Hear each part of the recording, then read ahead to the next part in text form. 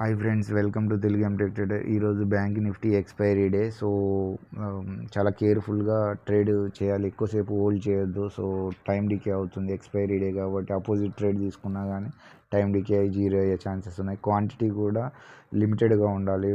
40,000, 50,000, ₹1,00,000 అంతతో heavy క్వాంటిటీతో చేసినా కానీ మనకి చాలా రిస్కీగా ఉంటుంది.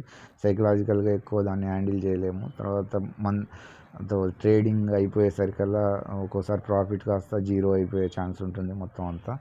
సో అది క్వాంటిటీని కూడా మేనేజ్ చేయడం. సో ఈరోజు లిమిటెడ్గా 4 ట్రేడ్స్ అయితే చేశాను. లిమిటెడ్గానే ఒక 4 ట్రేడ్స్ తోటి చిన్న ప్రాఫిట్ అయితే తీశాను. సో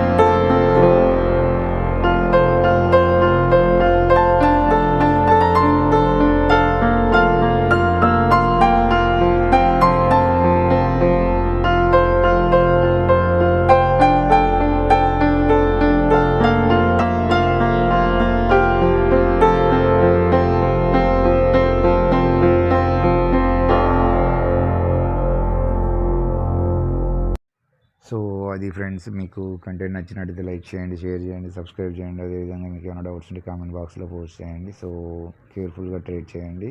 సో రూల్స్ పాటించండి. Okay friends, next